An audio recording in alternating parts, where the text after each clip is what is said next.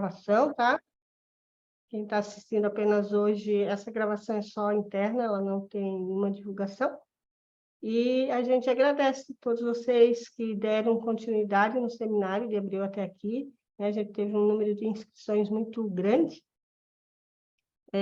mas, como é de esperar, nem todos dão continuidade até o final do seminário, por N razões. E a vocês que chegaram, né? Nosso muito obrigado. A gente vai passar a palavra para a professora Maristela, fazer as devidas honras da casa, nosso convidado da noite, né? A Josiane já colocou aqui a lista de presença desse último encontro. Na próxima semana, a Josiane já se responsabiliza, né, de agilizar os certificados. E também a gente vai colocar aqui, como lá no nosso grupo do WhatsApp, onde reúne esse pessoal, um formulário de avaliação do seminário. Mas também, né, aqui no final, a gente deixa aberta a palavra para as pessoas trazerem, né, as suas observações, as suas considerações, e fazer conosco esse momento de balanço desses 3 meses passados juntos. Mais uma vez, Alexandre, nosso obrigado por estar conosco. Professora Maristela, contigo a palavra. Bom, eu me sinto muito honrada de apresentar o professor Alexandre, que é, na verdade, um grande amigo. Eu conheci no mestrado em Cultura Visual, na FAV, e nos tornamos grandes parceiros nas atividades do mestrado, e isso se estendeu para uma grande amizade. É uma pessoa preciosa para mim, e ele hoje é professor no IFG. E quando a gente falou, né, sobre os convidados, eu quis muito trazer o Alexandre, porque ele trabalha exatamente a docência do ensino de desenho, e ele escreveu um material sobre isso que eu gosto muito e achei que podia ser rico para esse seminário que fala de desenho, que fala de docência, e o desenho transdisciplinar. Então, eu estou muito honrada, te agradeço muito, Alexandre, por ter aceito, e te passo a palavra. Obrigado, Maristela. Vocês me ouvem? Sim. Olha só, toda vez que eu uso o Zoom, às vezes o meu microfone cai e eu continuo falando, achando que está todo mundo me ouvindo. Então, me dê um sinal, faz alguma coisa para eu ajustar, que toda vez eu tenho que voltar aqui num botãozinho e fazer a correção, tá? Eu nunca consegui descobrir por quê. Mas, primeiro, eu quero agradecer muito o convite da Maristela para falar da minha experiência, né, de ensino do desenho. Eu queria contextualizar o lugar onde eu trabalho. Eu sou professor há mais de 20 anos, da área de artes visuais, e eu estou no Instituto Federal de Goiás há 12 anos. Não sei se todos vocês conhecem, o Instituto Federal é uma instituição de educação profissional, técnica e tecnológica que oferta cursos da educação básica aos doutorados, né? Cursos de nível médio, concomitante ao ensino técnico. Então, nossos alunos fazem ensino médio e junto eles têm uma formação profissional. E eu vou falar hoje especificamente de um curso técnico que se chama Modelagem do Vestuário. E também nessa instituição, nós ofertamos cursos de graduação entre bacharelados e licenciaturas, os mestrados e os doutorados, né? Então, eu faço questão de falar desse contexto porque é uma atuação profissional muito, muito ampla. Então, ao mesmo tempo, no mesmo dia, eu dou aula no ensino técnico de nível médio ou no mestrado, né? Ou então na licenciatura, né? Então, são várias disciplinas, várias turmas e várias coordenações e vários níveis de ensino que nós lidamos. Então, é um desafio muito grande ser professor dos institutos federais. Ao mesmo tempo, a gente lida com uma diversidade de alunos, em sua maioria em situação de vulnerabilidade, né? Existe uma discrepância entre o perfil de aluno das universidades federais e dos institutos federais, né? Se existe uma vulnerabilidade nas universidades, por parte dos alunos, nos institutos ela é mais acentuada ainda.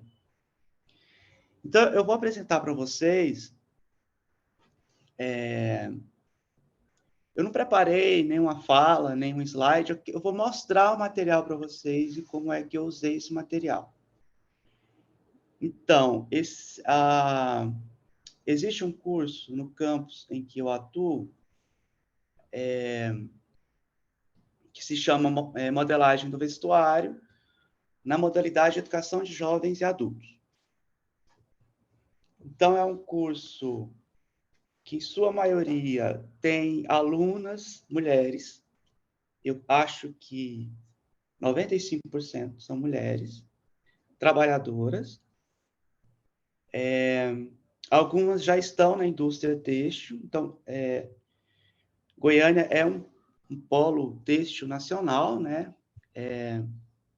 Então, o curso ele surge para atender essa demanda, e é um curso para formar modelistas.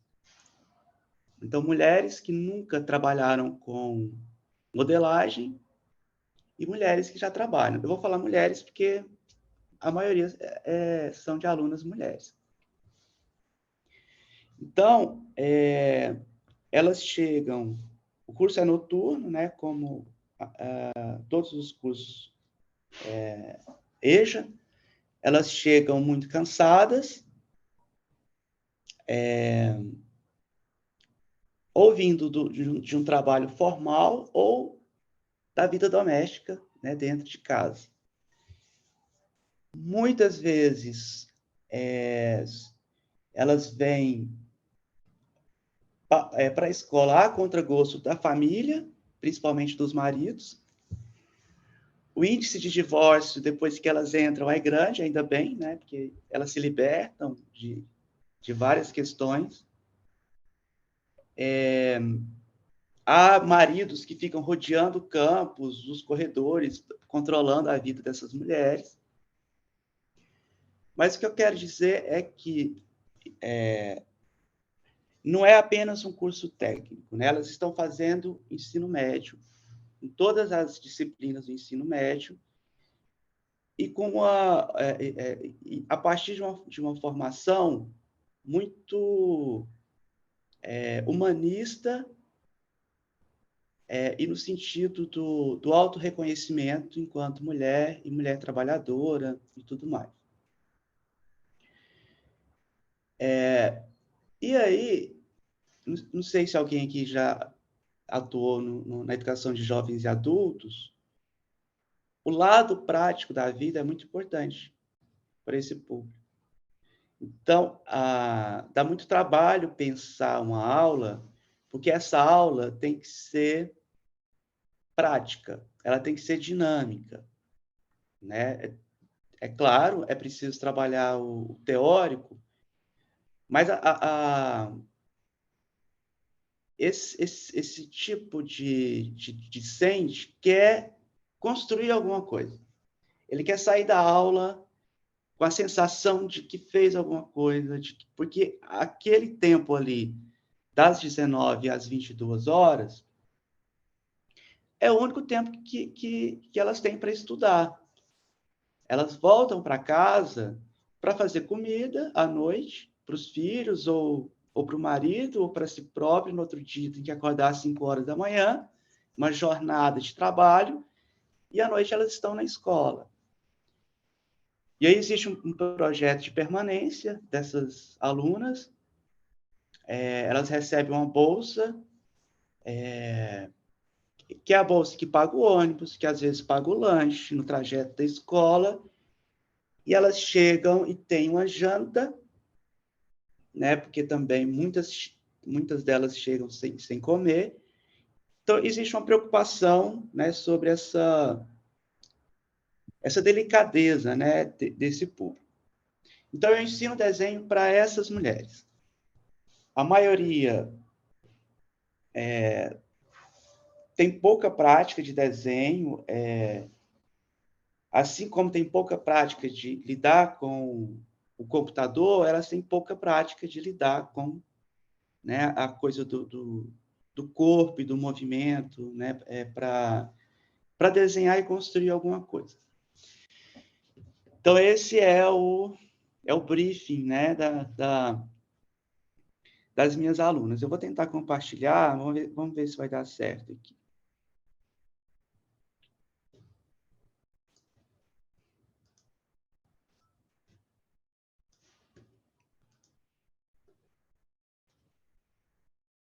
Eu vou te colocar com host. Espera aí, deixa eu descobrir aqui Aqui como é que faz.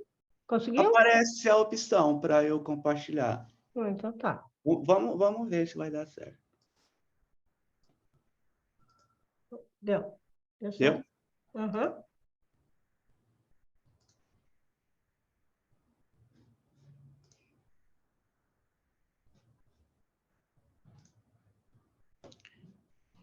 Bom, então, esse material, ele foi... Maristela, eu tenho quanto tempo? Você, É, uns 50 minutos. tá bom, acho que é suficiente. Então, esse material foi produzido durante a pandemia, e ele foi usado de forma virtual e pós-pandemia, inclusive em outras modalidades de ensino, né? Eu tenho uma disciplina na licenciatura em pedagogia que se chama Fundamentos do Ensino de Artes Visuais. Então, eu usei o mesmo material que foi pensado para a educação de jovens e adultos. Mas eu vou mostrar como que eu construí a disciplina no Moodle, né, a partir dos tópicos do material. Então, a disciplina se chama Desenho Básico, e foram duas disciplinas que eu juntei, né, e Laboratório de Experimentos. Aí eu vou abrir, vamos ver se vai aparecer, o material didático que foi produzido. Apareceu, Maristela, uma página Apareceu. magenta? Tá. Então, vamos lá. Então, é um material... É 2019, aliás. 2020, acho que eu disse 2019, né? Então, esse material, ele está dividido aqui pelo sumário em alguns tópicos. O primeiro tópico, eu faço uma contextualização a partir de um meme, né, que é esse aqui, de um perfil do Instagram que se chama Deus Grego. Eu tentando desenhar, expectativa, realidade, né? E aí eu trago para discussão essa história do saber desenhar, né? E do dar conta ou não dar conta de desenhar, se está certo ou se está errado, né? E tudo mais. O segundo tópico é uma contextualização do desenho como linguagem e a compreensão de termos e significados próprios do campo das artes visuais, né, e da representação. Depois, o desenho como expressão, né, e como linguagem. Depois, o desenho e as relações com o trabalho, pensando justamente nessas mulheres trabalhadoras, depois a educação feminina no século XIX, aí depois puxando um pouco mais para as relações entre desenho, indústria e a área delas, a área de formação delas, que é a construção de roupas, né? Bom, o material, a escrita é por meio de uma linguagem bem clara, bem objetiva, e como se o autor do material estivesse conversando o tempo todo com elas, e nessa conversa, onde eu trago os conceitos, eu destaco em verde palavras-chave, que são palavras técnicas, né, desse universo do desenho. Então, o que é uma representação naturalista, o que é o figurativo, o que é o abstrato, conceitos básicos, né, do campo das artes visuais, o que é um retrato, o que é uma paisagem, e sempre trazendo imagens, referências, na maioria das vezes brasileiras ou latinas, né? E imagens que tenham a representação da figura feminina. Nem todas, né? Mas a prioridade foi essa. Conceitos como atividades manuais, né? E tudo mais. Depois, uma discussão sobre o desenho como linguagem, né? E diferentes estilos da representação visual. E aí vem uma discussão bem en passant, né, sobre história da arte, sobre arte contemporânea, o que são movimentos artísticos, né, e tudo mais. O que é estilo de época, né, enfim. Desenho como expressão, desde a representação das garatujas, né, as representações visuais, né, na pré-história,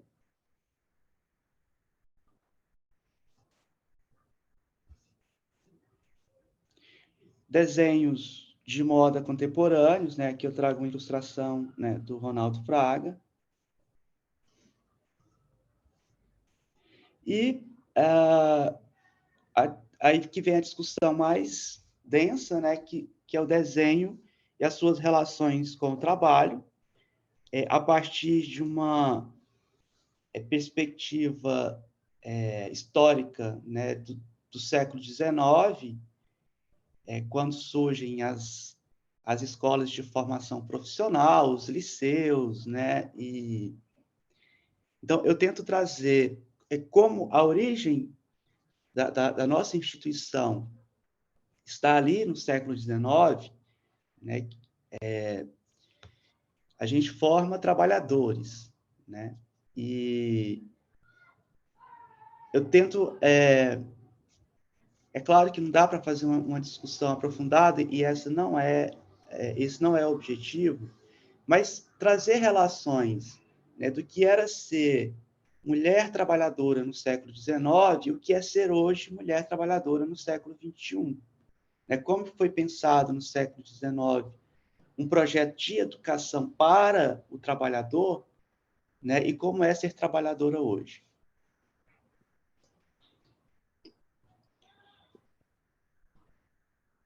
E continua, eu vou passando de forma...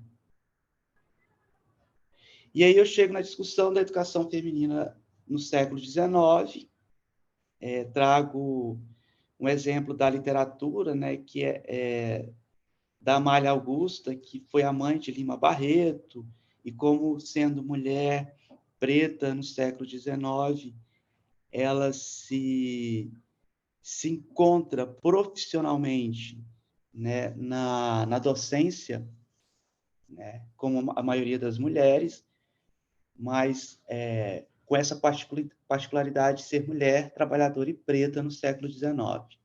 Né?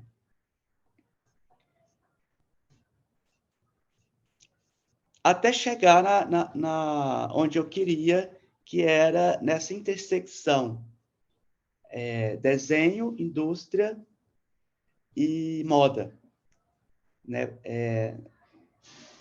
Entendendo que elas são alunas de um curso, não é de moda, mas que lida com a construção de roupas. Né? Então, como que desenho e indústria se encontram, né? E como é possível reconhecer o desenho tanto nas peças industriais históricas, né?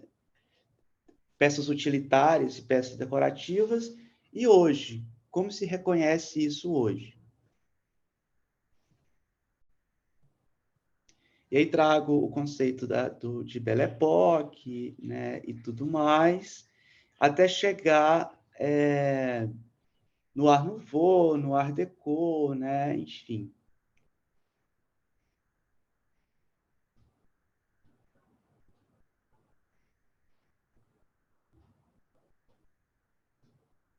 Considerando, né, que Art Nouveau e Art Deco é onde belas artes e artes aplicadas se encontram, né, enfim. E aí trago os manuais de construção de roupas da época.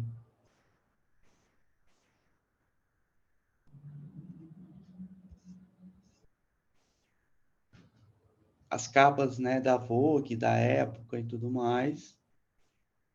E termino esse primeiro módulo da seguinte forma: e você já desenhou hoje? E aí vem uma atividade, né? São 3 módulos, né, do material didático. E aí vem uma atividade que é a primeira etapa de um processo criativo, né, que é um processo criativo começando pelo básico, que é a linha, reconhecer a linha. E aí eu trago alguns exemplos contemporâneos, né? Trago Oscar Niemeyer e a expressividade por meio da linha, e uma proposta de exercício que eu vou ler com vocês, né? Eu acho que é interessante. Que é bem alinhada à estética do cotidiano, que aí eu trago uma discussão de Yvonne Richter e tudo mais, né? Não a discussão com elas, mas a minha discussão didático-pedagógica é fundamentada em Yvonne Richter. Observe sua casa. Quem não gosta de uma casa organizada e bonita? Dentro de casa, expomos ou guardamos aquilo que mais gostamos. Nossas roupas e objetos revelam muito de nossos gostos e histórias. Até quando organizamos a mesa do almoço, nos preocupamos com a estética das coisas. Siga as instruções para fazer o seu desenho. Use o caderno de desenho e lápis. Escolha em sua casa um forro de mesa, pano de prato ou detalhe de uma roupa que tenha bordado, renda ou crochê. Leve esse desenho para a sua mesa de trabalho, bem iluminada, e posicione-o do lado do papel. Observe bem as linhas que formam o crochê ou o bordado. Procure pelas linhas que compõem as formas, sejam elas figurativas ou abstratas. As linhas retas, as curvas e suas variações. Perceba que há linhas externas que circulam o objeto e linhas internas que compõem a sua trama. 2. Você pode também fotografar o objeto com o aparelho celular e ampliar a foto para perceber melhor a sua forma. Com lápis, reproduza o formato do bordado ou crochê, usando apenas linhas. Não se preocupe em pintar ou preencher as formas. O desafio é perceber a estrutura básica do objeto. E aí eu trago um exemplo, né? Tudo começa com um exemplo. É difícil lançar uma ideia e você não dar um exemplo, né? mas funciona. E aí é um exercício de linha, e depois, a etapa 2, um exercício de desenho de observação.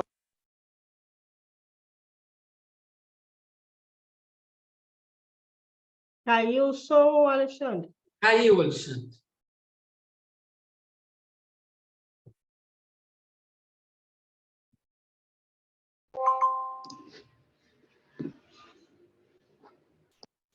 Alô? Voltou o som? Voltou, voltou. Voltou? Voltou. Eu fiquei falando muito tempo sozinho ou não? Não, Não? estamos atentos. Tá bom. E aí a segunda etapa seria esse desenho de observação, né? Então, esse foi o módulo 1, mais teórico, mais consistente, e o módulo 2,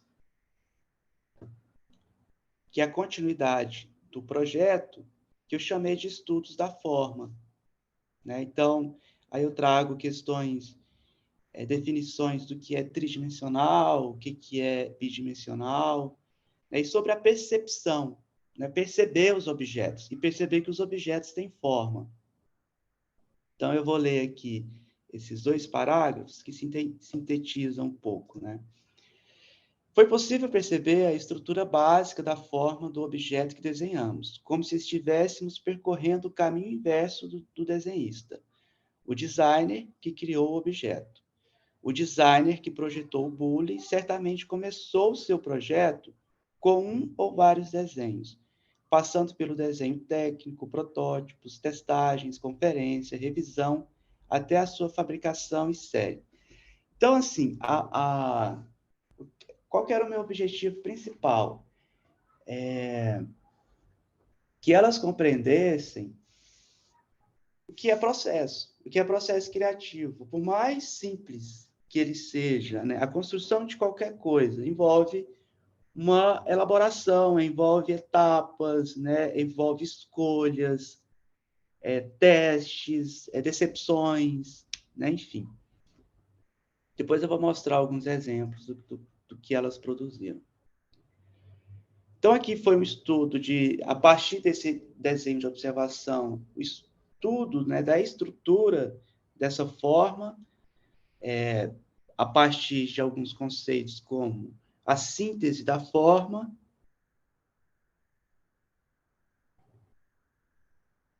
a abstração da forma e a variação dessa forma, né, seria onde elas poderiam criar a partir de uma forma original, e que nesse processo de criação, o que eu estou chamando de variação poderia ter ou não relação com esse primeiro objeto. A ideia é ter um princípio, ter um começo. A gente não sabia onde ia dar, né? O processo criativo. Então, o material, né, todo com exemplo, né, e tudo mais. Então, esse foi o módulo 2. E o módulo 3? Esse material, eu esqueci de falar, eu acho, ele foi produzido para ser usado durante um semestre. Então, 4 meses. Né? O módulo 3, a última etapa, que eu denominei composição modular, chega na superfície das coisas, né? E eu queria chegar na superfície do tecido, que é o objeto, né? Que elas lidam, né, todo dia em seu trabalho e na sua formação.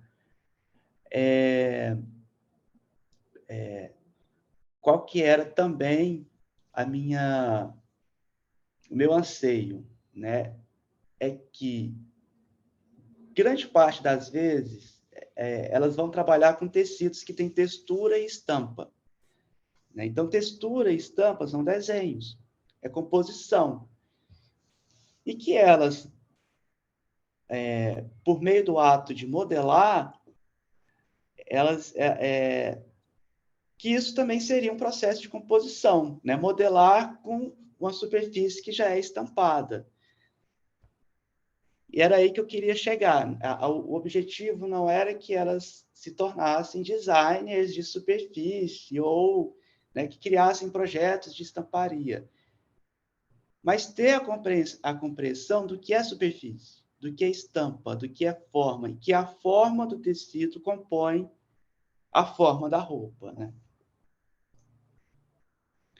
Eu trouxe, né, para a discussão da padronagem, né, alguns azulejos, né, de Brasília, né?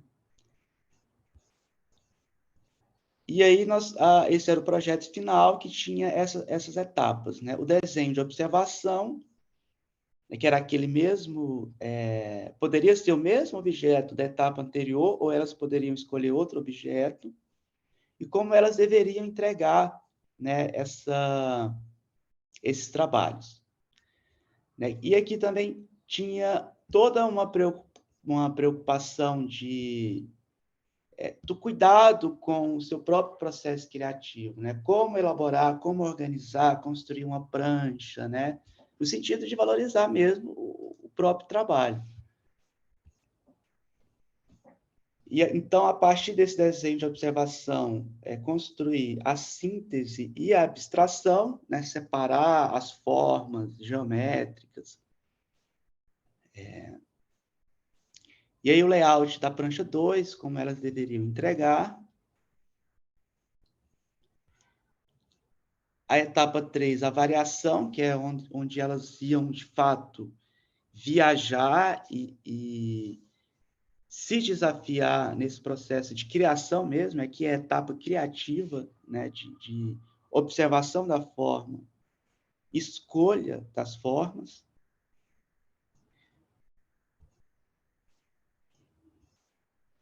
Até a definição de um módulo,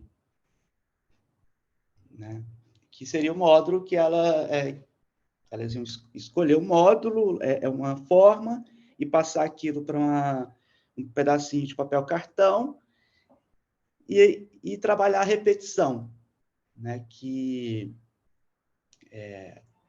Até a criação de um rapó, né? Para estamparia.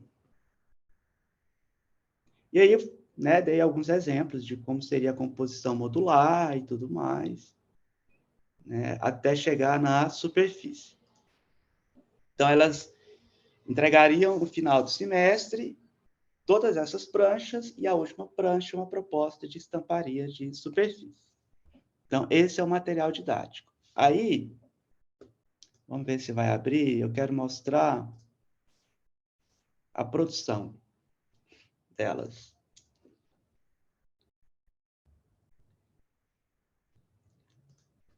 Deixa eu ver.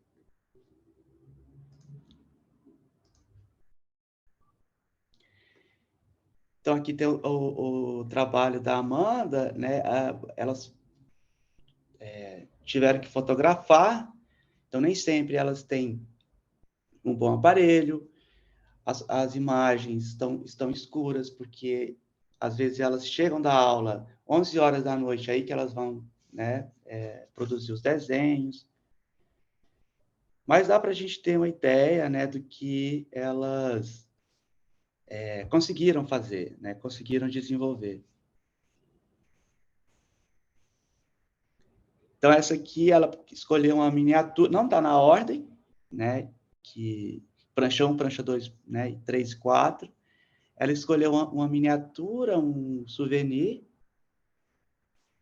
como desenho de observação, e começou o estudo ali da forma, abstração, variação, até chegar na ideia de um módulo, né, que possivelmente esse aqui foi o resultado final, né, do trabalho.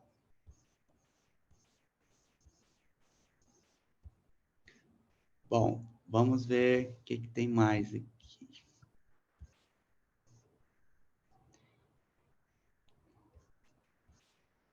Acho que esse aqui escolheu uma garrafa e não terminou. Vamos ver o Diego. Acho que foi um vaso de flores, começou a variar a forma, vejo que a fotografia está ruim, né, escura. Bom, e aí ele consegue aqui fazer uma composição, né, por mais simples que seja, mas é uma composição modular.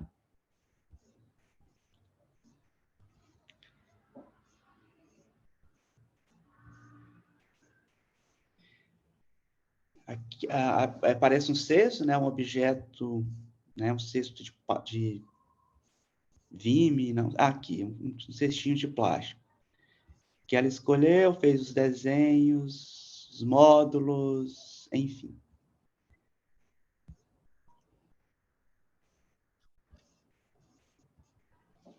Aqui outro trabalho. Esse aqui já é o resultado final. Os módulos separados, o processo criativo.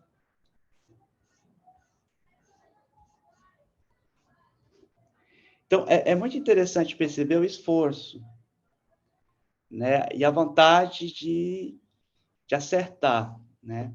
É claro, tem aqueles que vão me enrolar, que têm preguiça de fazer, mas em sua maioria elas têm uma dedicação muito que é impressionante.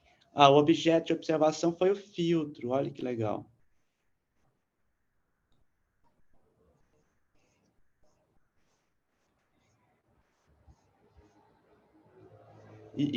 Outras gostavam tanto do trabalho que fazia mais do que eu pedia, que é aquele exercício de escolher o forrinho, né, de crochê e desenhar as linhas.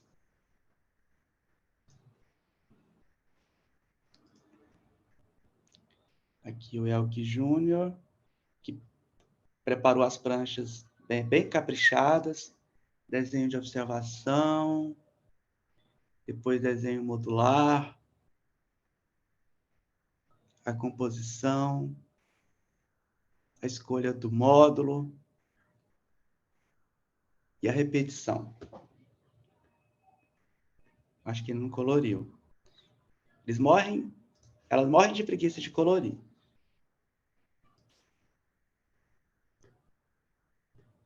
Parece que não coloriu. Professor, é obrigado a colorir? É obrigado a colorir. Essa não fez. Olha, Fabiana.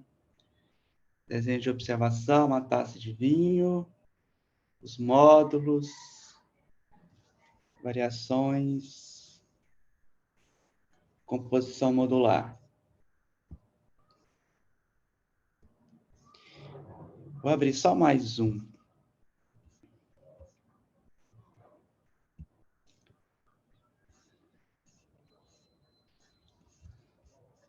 Esse objeto, eu não sei, parece uma churrasqueira, né? Enfim, ela chegou nisso aqui. Entendi agora.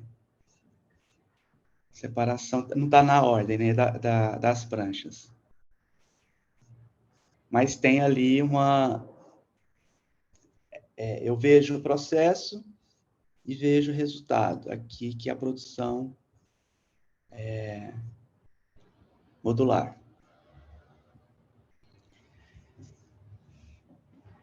Aí, para finalizar, eu queria mostrar... eu vou interromper a apresentação para abrir outra página.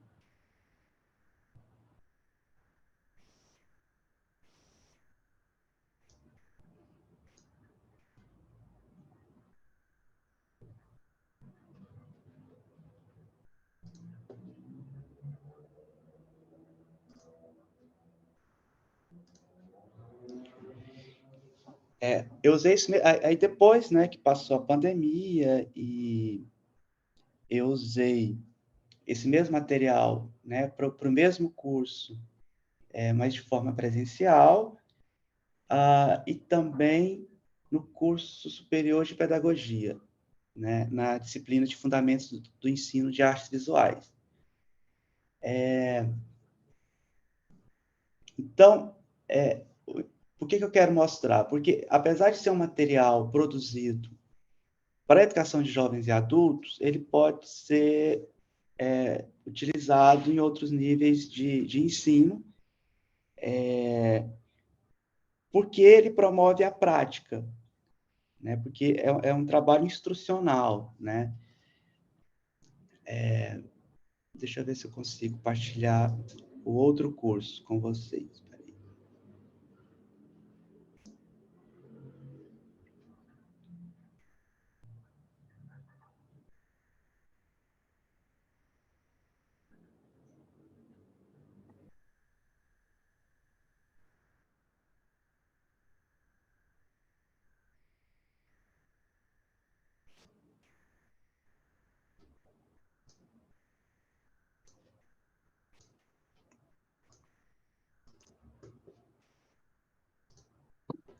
Acho que deu certo, né? Vocês estão vendo? Não. Sim? Tá.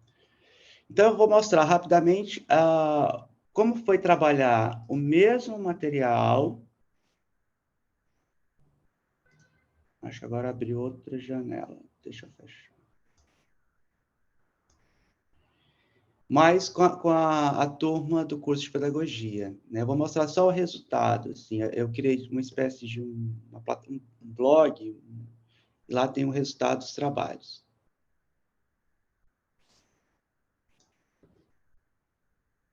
Apareceu, Maristela? Apareceu. Tá. Então, é o mesmo processo, desenho de observação, né?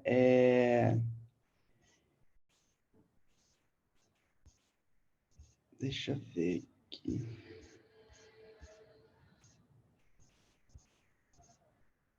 Só que foi outro tipo de composição, né? Eu acho que eu mudei o foco da proposta. Mas eu vou mostrar, porque não tem muita diferença, assim, também porque são mulheres, o curso de pedagogia, em sua maioria também são mulheres, e a situação, o contexto não é muito diferente da educação de jovens e adultos. O que eu quero dizer? Que na experiência do desenho, todas são iguais. Todas estão ali para experimentar um processo. Então, daria para eu misturar criança, adultos e adolescentes e desenvolver o mesmo processo. Então o perfil é de muitas pessoas que desenharam pouco, desenharam na infância e por um motivo que a gente não sabe explicar por que pararam de desenhar, né? E que agora foram obrigadas a desenhar porque o professor, né, da disciplina está me obrigando a desenhar. E assim, no final, né, elas gostam. Então, eu vou mostrar alguns exemplos de desenho, de observação.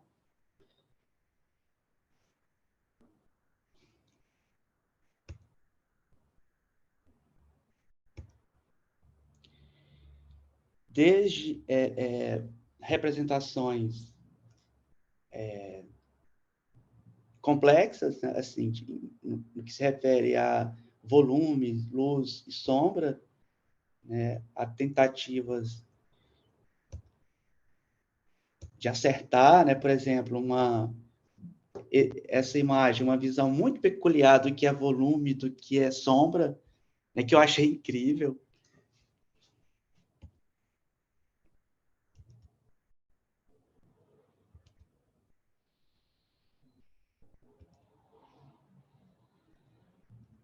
Sempre desculpa, objetos pessoais, né, objetos da própria casa. Aqui foi uma proposta de montagem, desenho com objeto real. Né? Aí trouxeram o tema da pandemia, né? E saíram montagens bem interessantes. Assim.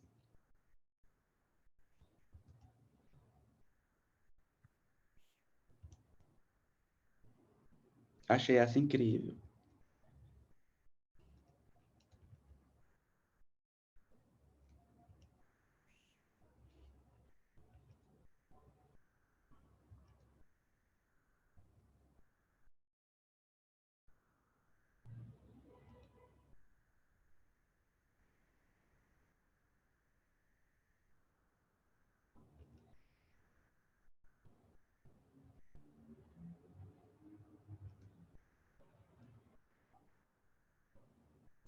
Eu achei incrível. Maristela, como que chama aqui em Goiás essa frutinha que parece o vírus?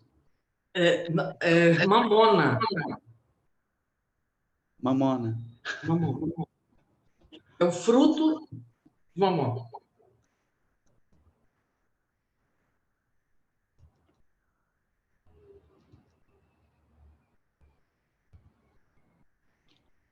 E que são estudos, né,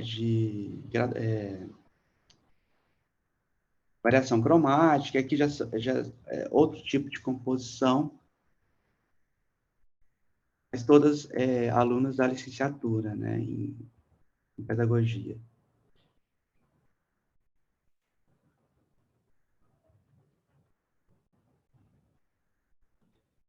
Ficou meio Romero Brito, né, gente? Vamos pular esse.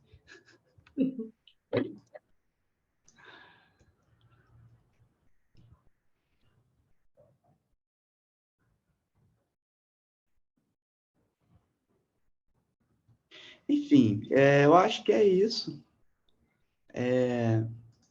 Não sei, Maristela, se era isso que você esperava. Não, sim, sim. Eu gostei muito do material, né? À época, quando você me mandou o material, coincidentemente, eu tinha terminado de ler um artigo sobre produção de material didático para educação à distância. E assim, montaram uma equipe, eles estavam discutindo quanto foi difícil e que eles não conseguiram fazer um material que desse resposta. Então, quando eu vi seu material, e eu gostei muito desse diálogo que você estabelece com o seu leitor. Achei isso muito legal, de envolver o leitor, e acho que, assim, que é instigante o seu material. Então, por isso, eu queria que você viesse e falar para a gente dessa dificuldade que é ensinar desenho para esse público, né? Porque a gente tem enfrentado muitas dificuldades na sala de aula. Prender a atenção dos alunos, né? A gente está concorrendo o tempo todo com as tecnologias que distraem, que você não tem controle sobre o que está sendo feito, se ele está no celular fazendo uma pesquisa referente à aula, ou se está numa rede social. Então, eu acho um desafio muito grande, né? E a gente tem discutido isso aqui.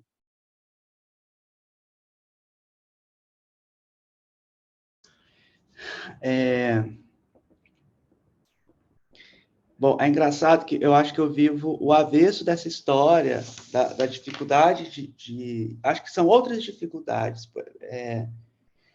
porque a tecnologia, ela não concorre comigo na sala de aula, porque esses alunos não têm esse acesso à tecnologia, né, e a essa manipulação. Ó, apareceu, Maristela. Tá.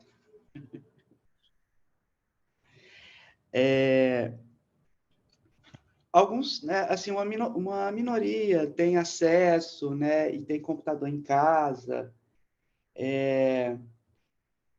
mas grande parte não entra na instituição sem ter e-mail. Usa o e-mail do filho, usa o e-mail da prima para fazer inscrição no processo seletivo.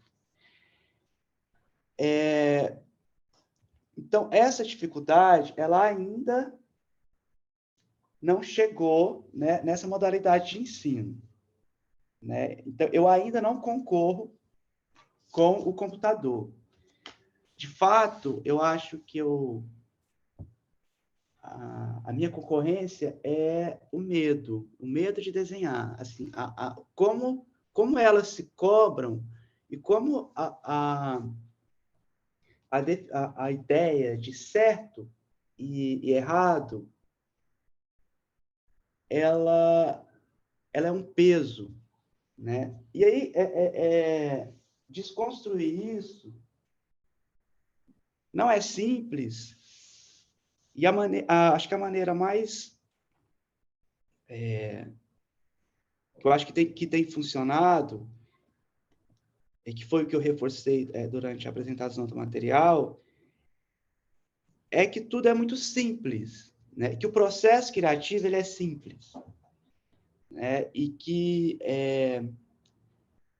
criar uma modelagem para uma camisa, né? Para uma blusa feminina, por mais simples que que o resultado seja, é em si um processo criativo, né? E que envolve desenho, envolve percepção da forma, né? Antes de entrar na instituição, né, que é pública, eu trabalhava numa instituição privada, na PUC, e dava aula de desenho, né, uma disciplina que chamava expressão gráfica. Aí a realidade era outra. Então, os alunos tinham iPad, né, eles já tinham domínio dos softwares, né, do Illustrator, do CorelDRAW, Photoshop e tudo mais. Então, o enfrentamento, trazer de volta para o mundo analógico, para o papel, para sentir o material, era uma coisa muito difícil. 12 anos depois, eu acho que está mais difícil ainda. Inclusive, essas disciplinas estão saindo dos currículos, dos cursos de arquitetura, dos cursos de design, as disciplinas que exigem a criação analógica, né? Lidar com o material, né? Lidar com a mão, né? Com o corpo, né? Com o desenho manual, né? E aí vem outras questões também, mas o desenho no iPad, com a caneta digital, eu faço, né? Eu adoro fazer com a caneta digital. Não é manual? É. Mas é outro tipo de experiência, né? Acho que é isso. Passa a bola aí para vocês. A Letícia está dizendo, achei interessante como essas mesmas situações acontecem com as crianças. Os medos, a frase não sei desenhar, assim como os estilos dos traços. A Josiane está dizendo, esse é um questionamento que me faz todo dia. Será que o desenho analógico vai desaparecer?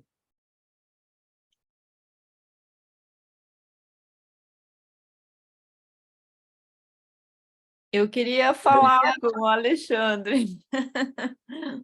Oi, Alexandre, sou Kelly, sou professora de desenho também. E eu achei muito sensível a tua pedagogia da forma, porque você experiencia com o teu aluno diferentes níveis de percepção, não é percepção visual só, de cognição visual. E você parte de uma referência teórica que é a Yvonne Richter, que apresenta a esteticidade no cotidiano desse sujeito. Então, quando que você atenta as tuas alunas para olhar a esteticidade que está em torno delas, na disposição do guardanapo, quando a tua aluna seleciona como objeto o filtro que está numa angular triangular, nossa, há um exercício perceptivo que não é simples. Embora a gestualidade, o resultado da representação, para elas ainda fique aquém, né? E é essa pergunta que eu gostaria de te fazer. Os alunos, eles têm uma certa resistência para o desenho de observação no início. Eu sinto isso como uma espécie de entrave, Mas assim que eles começam a executar, eles gostam. Então, a experiência inicial, né, esse start, me parece assim, ó, preferiria não fazer, mas como é avaliado, como tem uma relação com o coletivo, esse sujeito ele vai fazer e gosta. E eu gostaria de te perguntar se de fato isso acontece contigo também. E essa expectativa, outra pergunta, essa expectativa entre geralmente esse público das mulheres mais do interior e de um público mais do interior tem uma concepção mais realista do desenho e naturalista. Quando você apresenta a imagem de referência do Ronaldo Fraga, qual é a reação? São essas duas perguntas. Eu não sei se fui clara, se você quer que eu repita. E achei muito bacana ter o material, muito, assim, muito bem elaborado, pensando no olhar desse sujeito que está distante de você. Eu achei incrível, parabéns. É uma pedagogia da forma mesmo, e junto do afeto, né? Isso é muito afetivo. Obrigado, Kelly. Deixa eu ver se eu lembro. A primeira pergunta, tá, que é esse enfrentamento, essa resistência, né, em desenhar, e depois elas acabam gostando, né? Acontece, de fato, acontece. Eu não sei se é em função da abordagem, porque não é uma...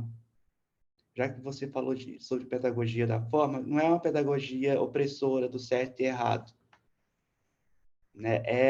É uma pedagogia do que eu consigo fazer, o que é possível fazer.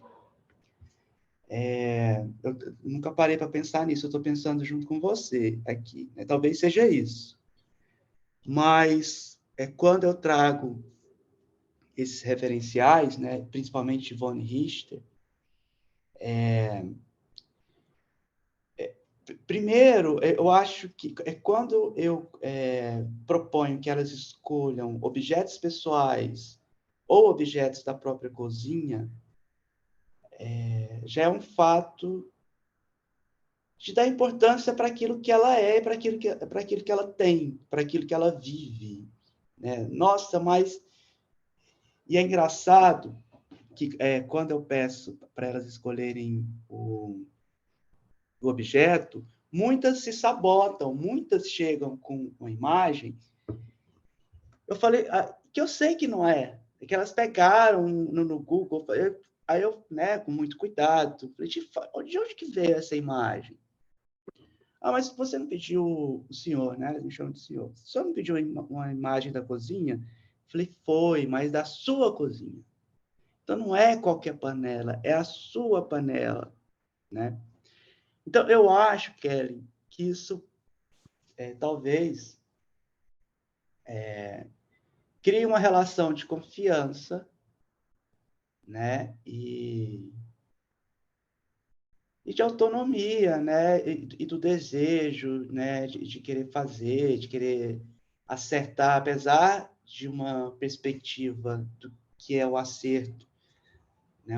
Muito dura, né? Eu tento amolecer essa perspectiva, né? Do que é certo, do que é errado. Enfim. A outra questão era Ronaldo Fraga. A sensação é de estranhamento no início. E depois, quando elas começam a entender e a desenvolver essa sensibilidade do olhar, né? A captação da imagem, observar as formas, elas começam a achar bonito. Né? Então, essa imagem é a que está no livro, no material didático, né? Mas aí eu trago outras imagens, né, nos slides, né, e tudo.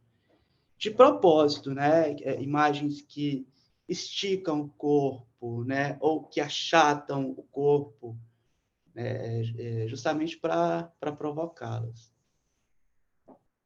Não sei se eu respondi. Muito obrigada, Alexandre. Você é um querido. Gostaria de ser tua aluna. Obrigada. Imagina.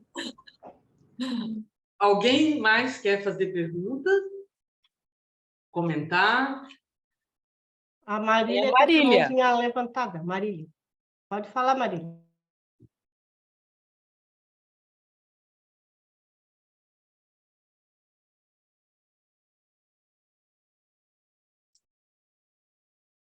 Marília, pode falar.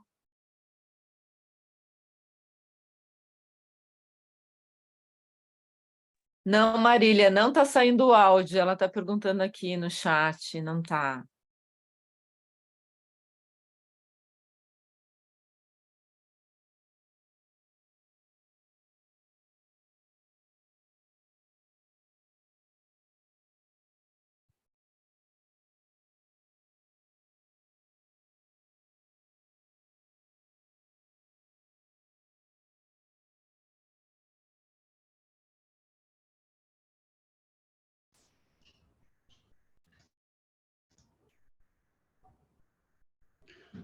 Agora Maristela, alguém está falando? Será que eu perdi de novo o meu áudio?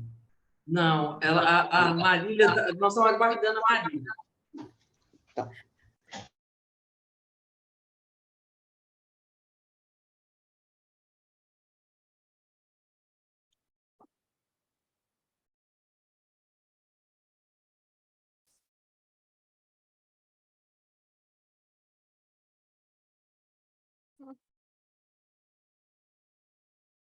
eu não estou conseguindo falar, o meu áudio não está saindo. Saiu agora? Tá ok agora. Saiu. Agora foi. Tentei. Então, eu queria voltar um pouco na reflexão sobre a tecnologia e o desenho, né? E eu estava escrevendo um projeto para o mestrado da UNB há uns 2 meses atrás, e eu li alguns artigos sobre esse tema, sobre o ensino durante a pandemia. E eu achei um artigo muito interessante de uma professora, não lembro de que universidade é mais, mas que ela não tinha atenção dos alunos durante as aulas remotas, tipo, durante o Google Meet, e aí ela criou um perfil no Instagram para poder ensinar alunos através do Instagram os conteúdos da disciplina. E ela disse que teve um retorno totalmente, tipo assim, muito gratificante usando esse método, porque os alunos digamos assim, da geração Z soube se adaptar a esse novo formato de ensino. E eu achei muito engraçado, porque ela ensina desenho através dessas ferramentas. E aí, então ela fazia lives, ou postava um vídeo, e passava atividades muito semelhantes à do Alexandre, de observação de desenho, observação de objeto, dentro desses panoramas. Pedia para poder desenhar, fotografar os objetos e colocar as fotos das imagens dentro das postagens e dos grupos no Instagram. Era basicamente isso que eu queria falar.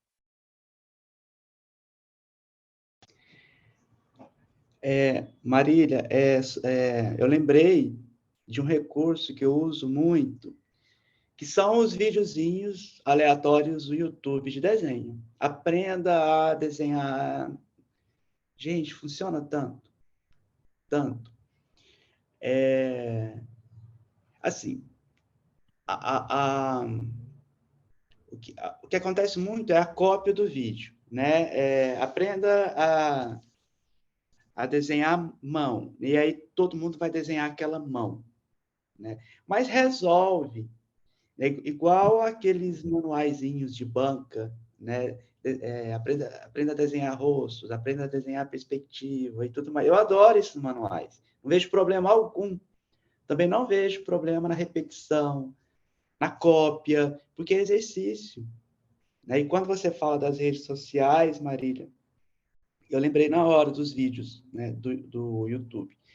E aí elas chegam com novos vídeos. Professor, você já viu esse vídeo e tal? Você conhece essa artista, essa blogueira e tudo? E aí, na verdade, você vai criando uma rede ali de confiança, né? De partilha de experiências. Pena que é rápido, assim, em 2 bimestres, né? Eu acho que se fosse possível desenvolver um trabalho, se tivesse essa disciplina, desenho 1, desenho 2, desenho 3, né? Eu acho que ia sair coisa muito legal. Qual é a carga horária da disciplina? Carga horária? É. Como eu juntei 2 disciplinas, dava uma noite inteira. 7 horas, das 19 às 22. Na Quantas verdade, vezes a por aula vai semana? até às 22h15, mas todas têm que sair antes das 22, porque tem ônibus. Se elas não pegarem o ônibus das 22, é o ônibus das 22h45. Né? Então, são essas variáveis. Alexandre, e quantas vezes por semana? Uma vez? Uma vez. Uma vez. Entendi. Alguém mais quer fazer mais alguma pergunta? Mas assim, eu só queria falar uma coisa. Quando você fala que elas trazem novas referências, eu tenho pensado muito, né, que o mais importante, o conhecimento hoje ele é amplo, as ferramentas são absurdas. Então, eu acho que o papel do professor é, sobretudo, seduzir.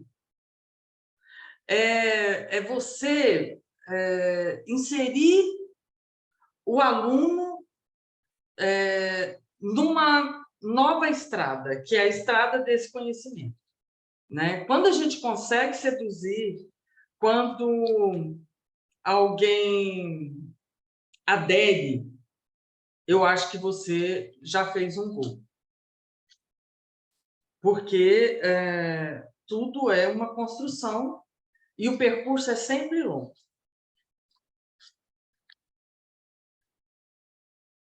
Longo e contínuo. Exatamente. Então, agora eu. Muito me encanta, por exemplo, a pessoa do Alexandre. Eu já vou dizer aqui o meu obrigado, agradecer, né, por ele compartilhar as experiências de educação, todas as práticas. Só a forma como ele se apresenta, ele já é um ser muito cativante. Essa calma, que é isso que eu estou exatamente pegando da Maristela, essa relação de você conquistar, é um processo. Então, quando você cativa, vai lá o Pequeno Príncipe, né, a história do... E aí você se torna, na verdade, essa pessoa que é responsável por aquela transformação. E, sobretudo, a tua situação de trabalhar com esse aluno ainda em processo de lapidação, embora ele seja um adulto, que ele está ali meio retido de algumas possibilidades de descobertas. Então, assim, você é a pessoa que vai marcar para o resto da vida o pouco que você conseguiu estar com eles, porque a gente está vendo que a carga horária é pouca, poderia, na verdade, você continuar em outras propostas e ver outros resultados. Então, assim, é muito impressionante como você faz a diferença na vida daquela pessoa, que é o processo de educação. Então, assim, só a forma como ele apresenta a dedicação, o zelo, os resultados, aquilo que é tão simples, ele dá um valor tão maior que ele publica. Então, isso é valorizar o aprendizado. Não tem como ele não ser aquela pessoa que para sempre vai marcar a vida de quem aprendeu com ele. Então, assim, muitos aplausos para você, Alexandre, porque a gente todos os dias enfrenta alguns desafios parecidos, qualquer que seja o nível. Eu, por exemplo, estou numa sala de ensino superior, eu trabalho no curso de moda da Universidade aqui Federal do Piauí, e a gente tem esses mesmos processos. Uns que não têm o menor interesse, outros que estão ali ligados direto só na rede, né, no zap, né? e você tenta de tudo, meio que chamar para você, tentar abduzir para ver se ele entra naquele processo que você está ali administrando, e é difícil, é um desafio muito grande, como a Maria Estela mesmo falou, e os demais, né? Mas, assim, a gente tenta fazer a diferença, porque essa é a nossa missão. Então, eu acho que é por aí.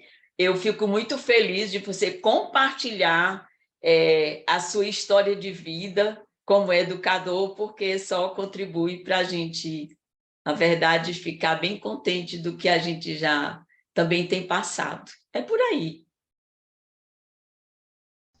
Ok? Obrigado. Maria de Jesus. Maria de Jesus. Sim. Obrigado, Maria de Jesus.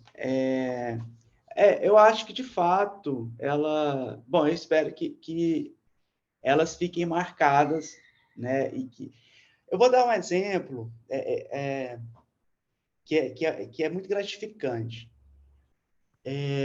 No final, existe não é uma disciplina, mas é um projeto que se chama Projeto Integrador, né, no currículo da EJA.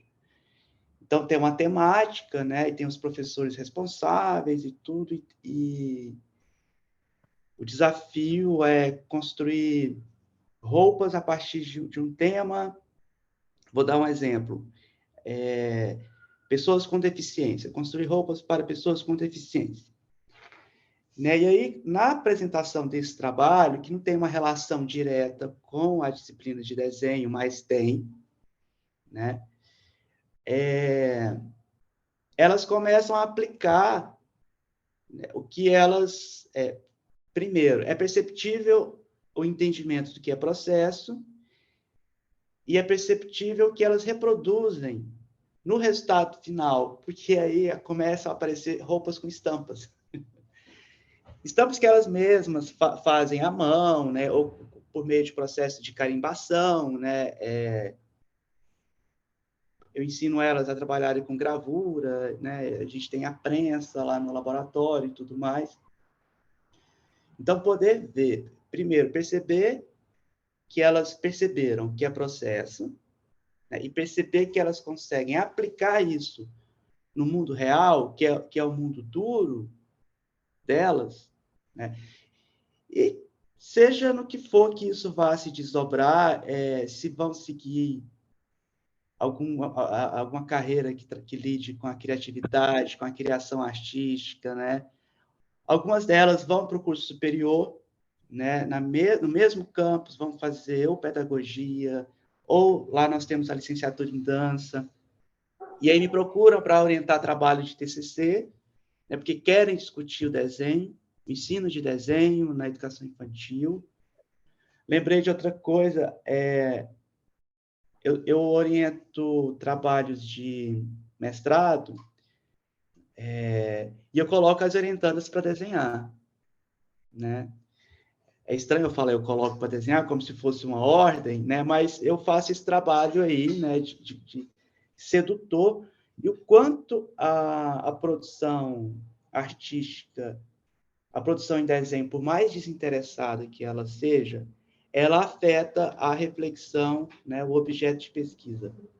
E ela provoca mudanças no projeto de pesquisa, né? Então, nas primeiras orientações, eu já pergunto, você está desenhando? Então, vamos começar a desenhar, né? E como trazer o desenho para a pesquisa, né? Eu acho que surgiram algumas questões, né, sobre essa dificuldade, né,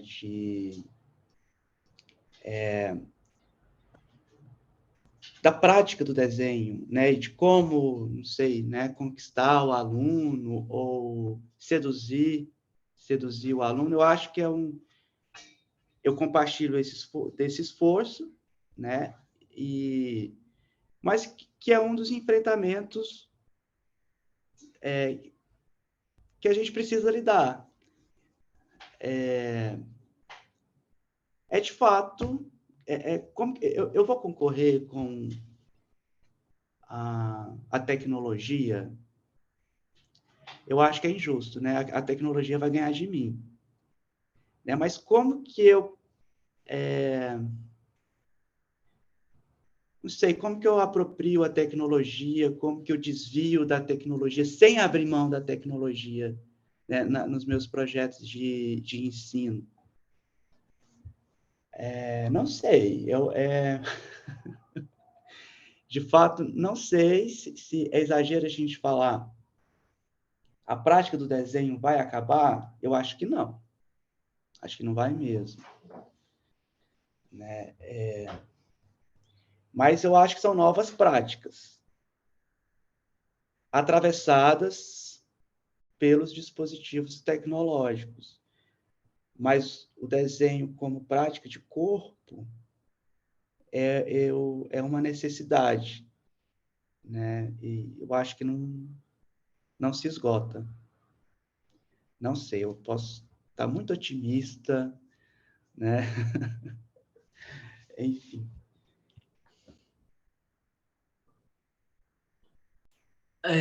Não, eu só queria falar uma coisa para Jesus. O Alexandre tem essa voz calma, tranquila, mas ele põe a gente para trabalhar. Então, nós nos conhecemos no mestrado e a gente começou a fazer trabalhos em dupla, às vezes em grupo, e ele me punha muito para trabalhar e eu sempre aprendi muito com ele. Então, só para ilustrar, uma vez ele foi sentada no computador às 8 da manhã, do meu lado, e nós levantamos às 10 da noite. Aqui em casa todo mundo ficou perplexo, mas era isso, a gente trabalhava pra caramba. E eu acho, uma vez eu vi uma matéria muito interessante sobre a prática de um professor de música que formou uma banda numa cidade, na periferia de uma cidade da América Latina, mas eu não me lembro mais se era Peru, Bolívia, mas era uma comunidade muito pobre, muito carente, e ele montou essa orquestra com instrumentos manuais. Então, isso virou notícia mundial, e aí tá todo mundo falando, ele mostrando que os alunos conseguiam tocar, e aí uma hora alguém perguntou, mas assim, você acha que esses alunos vão virar músicos, que eles vão tocar em alguma orquestra usando esses instrumentos manuais, né? Instrumentos que eles faziam com o que tinham? E ele falou assim, não, isso não me importa se eles vão se tornar artistas, mas eles são crianças que, às vezes, não têm o pai e a mãe por perto, que estão completamente soltas na vida. Então, elas aprendem a fazer compromisso, porque elas vêm, elas aprendem a disciplina, elas aprendem a tocar um instrumento e algumas querem o instrumento real, sei lá, não lembro mais como ele falou. Mas, em suma, é a gente entender que nem todo mundo, né? Então, quando eu ensino modelagem, eu já tenho muito claro que nem todo mundo vai modelar. Mas, e nem todo mundo vai, por exemplo, desenvolver produto numa indústria de confecção. Mas, se ela for para a área de gestão, ela vai conhecer os processos.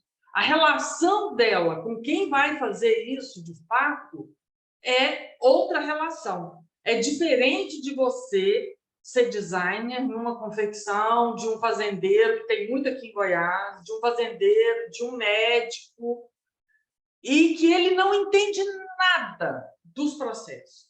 Nada. Então, eu acho que a gente tem que semear. E a gente não sabe exatamente o que vai nascer e quando vai nascer. É isso que eu tenho para dizer. Alguém mais quer falar alguma coisa? Eu gostaria. Então, fala, Suzane. Primeiramente, eu gostaria de dizer à professora Maristela que foi muito sábia essa sua última fala aí, né? O encantamento. E eu me vejo assim, ultimamente, com os meus estudantes do ensino médio. Eu tenho estudantes do ensino médio já há bastante tempo, né? Eu trabalho na educação básica. E esse seminário hoje, Alexandre, também me traz muito conforto em poder partilhar isso e poder saber que também essas angústias que eu tenho na educação básica, elas também estão presentes na educação superior, no nível superior, mas de uma forma assim, de que eu não me sinto sozinha nas minhas angústias, tá? Com relação ao ensino da arte. A professora Mara sabe aí das minhas angústias, porque ela é meu ombro muitas vezes, com relação aqui o Paraná, e com relação às tecnologias, né, essa super digitalização da educação que acontece, né? Então, e realmente, essa é uma angústia que eu tenho todo dia quando eu vou para a sala de aula, ensinar o meu aluno, o meu estudante do ensino médio, que está lá no celular, ele faz desenhos lindos, né, nessas plataformas digitais, mas ele não sabe traçar uma elipse no lápis. Ele não sabe mais usar uma borracha, ou ele não sabe mesmo, ele nem utiliza mais a borracha, nem para apagar um traço errado. Se ele errar, ele joga o papel, ele arranca o papel e joga fora, ele não apaga. Então, são essas coisas assim que a gente presencia no dia a dia que me levam a muitos questionamentos, né, com relação ao destino do ensino da arte, tanto no ensino médio, né, ou melhor, principalmente no ensino médio, porque eu sei que quando eles vão para um curso superior, eles já têm mais escolhas, né, eles já vão mais conscientes de sua escolha. E mesmo que haja uma preguicinha aqui ou ali, mas eles escolheram, eles já são mais maduros. No ensino médio, isso não existe. Eles são imaturos, não têm essa consciência de escolha e de necessidade, né, do processo. Eles querem mais pular o processo mesmo, né? É a cabecinha do adolescente, né?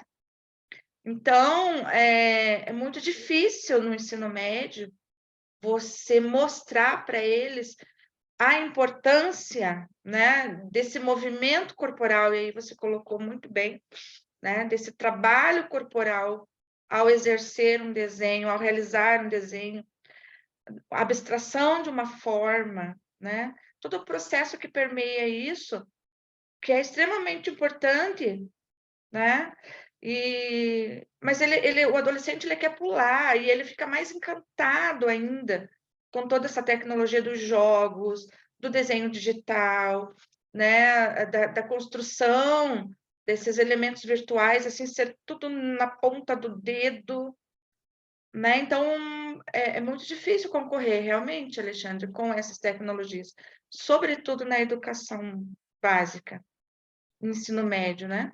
E há um movimento muito grande do Estado em digitalizar essa educação, fazer com que essa educação seja cada vez mais mecanizada, né? Deixando esse trabalho corporal meio em segundo plano, sabe? Então, assim, realmente, é através do encantamento, aí que eu lembrei da professora Maristela. Eu tenho conseguido alguns resultados muito bons, assim, e que me satisfazem também enquanto docente, através do encantamento, trazendo esse aluno para mim, através do encantamento, fazer com que ele se encante por esse processo.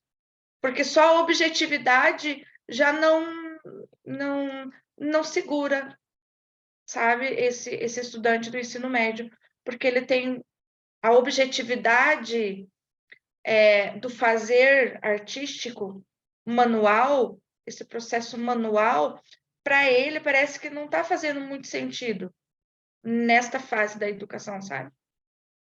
Talvez com a maturidade, depois, lá para o ensino superior, essa maturidade apareça, mas... Então, eu encontro muito conforto aqui nesse seminário hoje, eu acho, para mim, está fechando com chave de ouro. Agradeço muito ao Alexandre por compartilhar essa tua metodologia. E eu costumo dizer que eu já peguei para mim, já copiei, já está tudo anotado aqui. E agradeço a professora Maristela também por ter trazido tão grandiosa participação, né? E a professora Mara Rúbia, né? Por ter nos proporcionado, né? E todo esse pessoal aqui que compartilha com a gente. Muito obrigada, só tenho a agradecer. Todo mundo, eu queria, só para fechar minha fala, Mara, mostrar uma coisa, uma poesia sobre o erro que eu gosto muito. Posso? E aí eu gosto muito de fazer isso, sabe? Às vezes no começo de uma aula, de um curso, você mostrar uma poesia, indicar um filme que todo mundo vai ver em casa, mas aí lá no final do semestre você faz um fechamento, ou você mostra uma poesia. Eu posso projetar, Mara? Posso projetar a tela? Pode?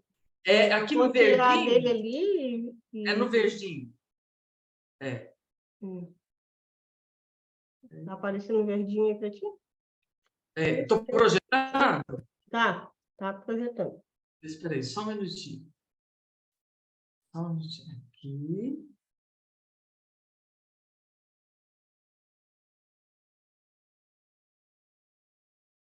Por que está preto?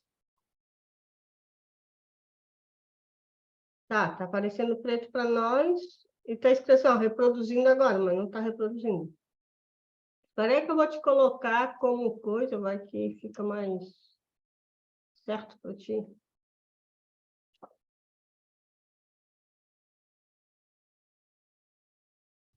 Aqui. Aí eu acho que é a maneira como tu entrasse para aparecer o som. Vê se deu certo para você. Não estou conseguindo. Agora eu vou pôr. Vai ser pequeno a seguir. O erro, eu acho mesmo que o erro é construção. Ontem mesmo eu pensava nisso. Se alguma coisa se atravessa no meu caminho, isso destrói a construção ou é parte dela? Nos últimos anos da minha vida, olhando para trás, sempre que aconteceu o erro, houve uma renovação da história. Houve um começo novo. E depois, quando a gente olha outra vez, não é exatamente um começo novo. Aquilo era uma vírgula e era necessário. O erro é construção e não... Sim, eu posso controlar-me para tentar errar o menos possível. Aquela coisa do Beckett de falho outra vez, falho melhor. Eu tento isso. Mas não o nego. Não deixo que ele não venha. Porque o erro fez muito por mim.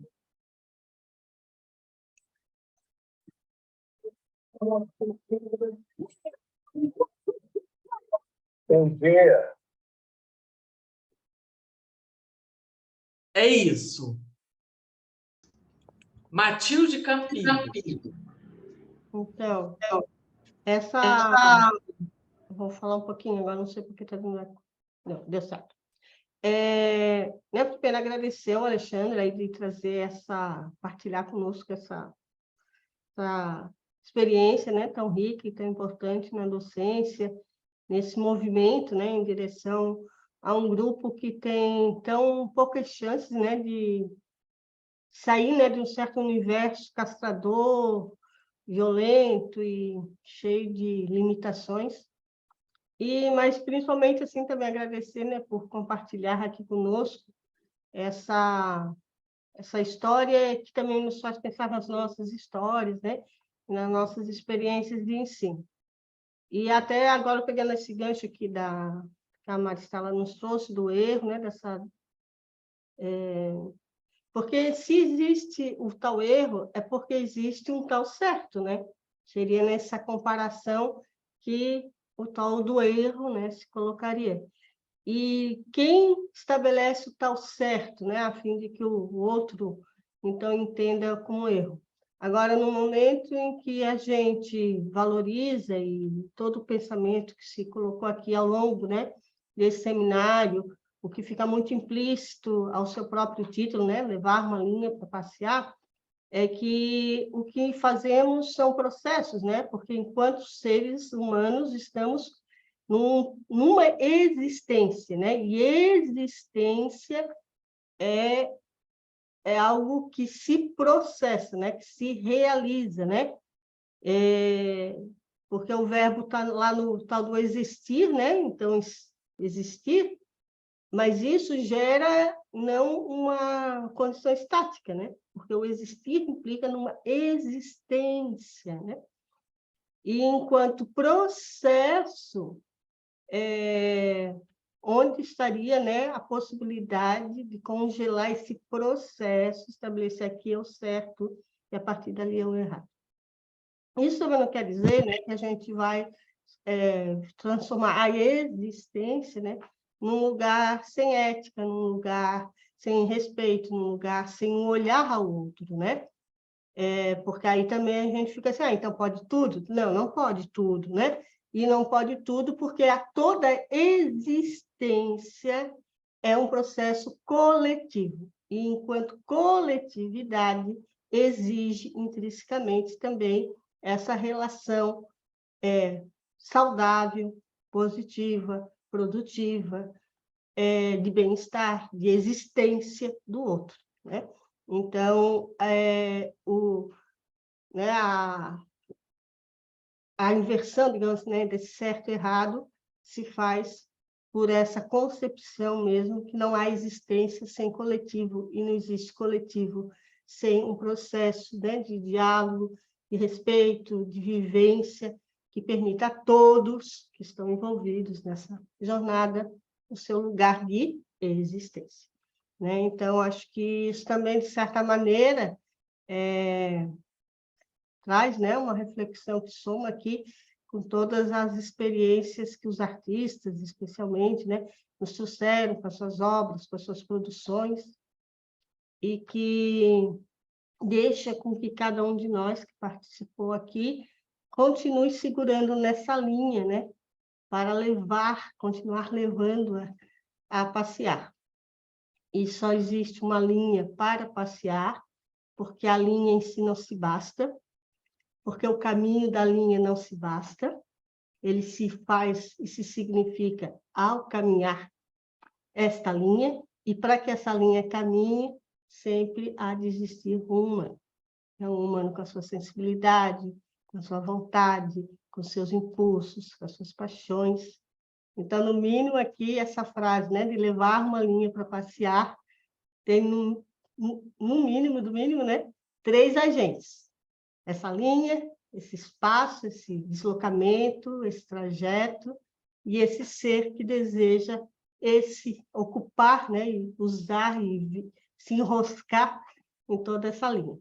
Então, gente, super obrigada aí por esses 2, 3 meses que a gente passou juntos, né, trazendo essas linhas das nossas ideias, das nossas compreensões, essas escutas, né, de todos que puderam trazer alguma informação, todos aqueles que falaram, trouxeram seu pensamento, as suas dúvidas, os seus relatos, porque foi isso que engrandeceu, né?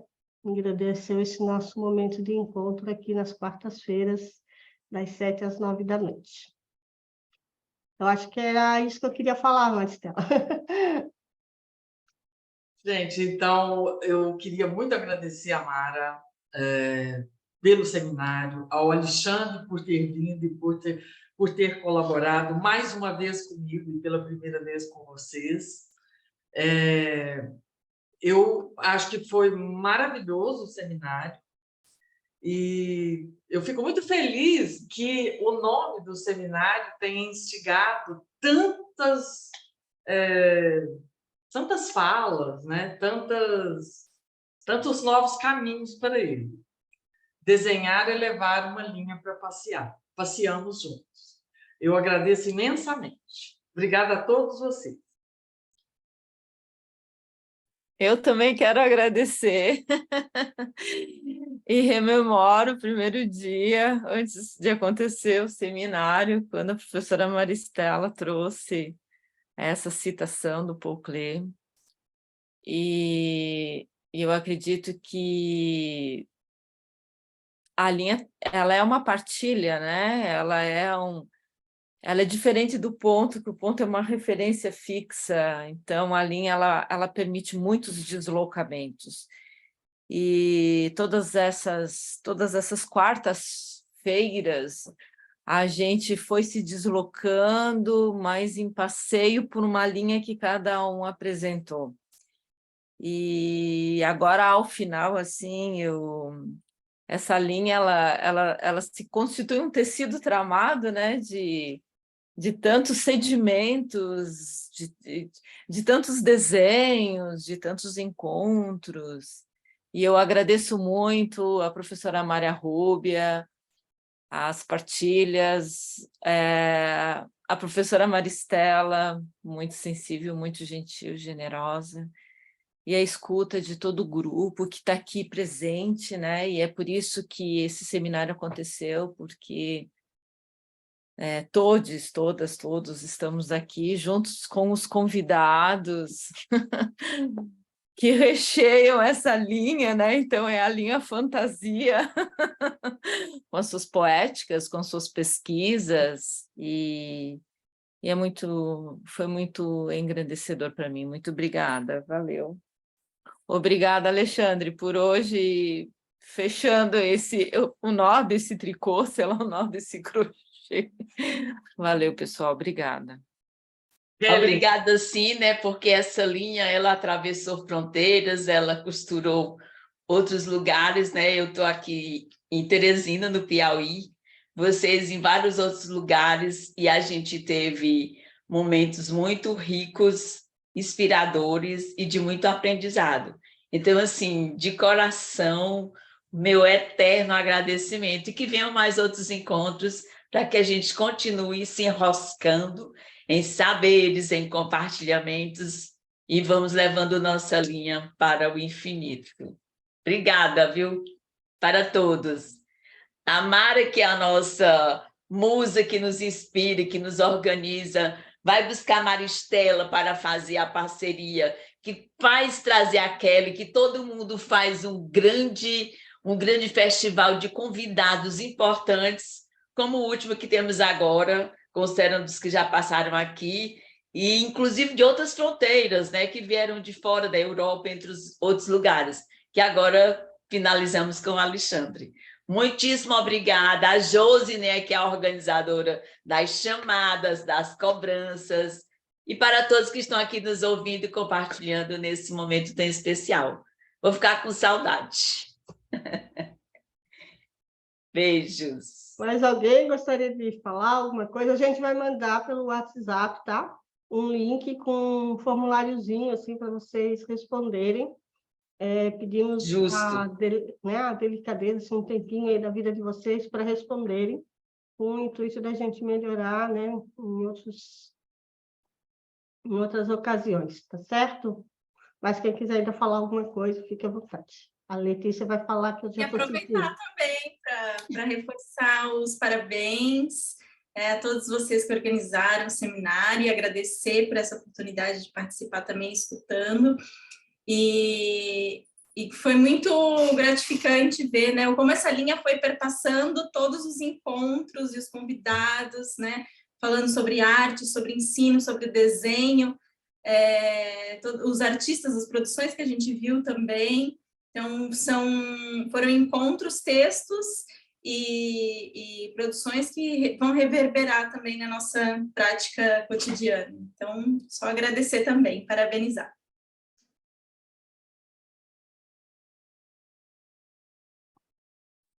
Eu gostei muito das suas participações, Letícia. É um grupo bem seleto aqui de dialogadoras. E sempre alguns gatos passando pela tela. Que lindo, Sandra Maria. Lindo no chat. Eu coloquei aqui no chat, aqui, se alguém quiser já começar a responder, está ali, né, o linkzinho, mas a Josiane vai colocar também lá no nosso grupinho. E a última gravação, também daquela, né, eu não sei se hoje ou amanhã a gente vai colocar lá. Eu acho que é isso, gente. Se alguém mais quiser falar alguma coisa. Beatriz, Ana, Sandrita, Marília, Maria Denise, Elisângela, o Andrei e a Janaína também, como quem chegou agora, né? Só para ver como é que funciona aqui os seminários. E lembrando, a Josiane está chorando, ela vai chorar mais daqui a um mês, assim, mas no finalzinho do mês ela vai chorar de emoção, gente, de emoção, de felicidade. Então, a gente vai manter ali o grupo do WhatsApp, né? Quem quiser sair, claro, fica à vontade, mas quem quiser se mantenha lá, porque também é um canal da gente trocar essas informações. E aí a gente vai compartilhar lá o link para vocês assistirem a defesa da Josiane, que vai trazer aí uma comparação sobre os livros didáticos do Paraná, né? As suas discussões ali, as suas condições. E também a Heloísa, que hoje não está aqui, ela vai fazer a defesa também agora, as duas, um dia após o outro, né? 26 e 27 de julho. E a Heloísa trazendo aí um estudo sobre a produção acadêmica no campo das artes visuais nesses anos de pandemia, né? 2020 e 2021.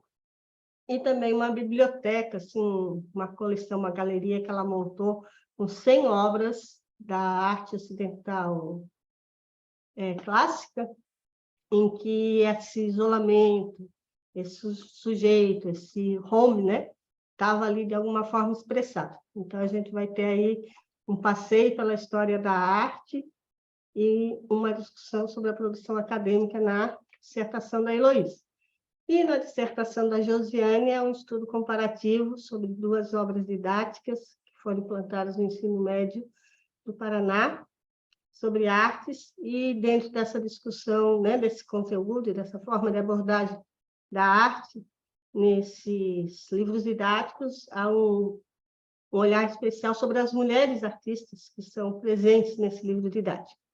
Então, as duas também levaram, né, o pensamento crítico, o pensamento complexo, a busca pelos saberes sensíveis, passeando por esses objetos de pesquisa que elas escolheram.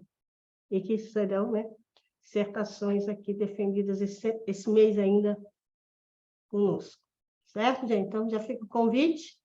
A gente vai compartilhar o link aí para vocês assistirem.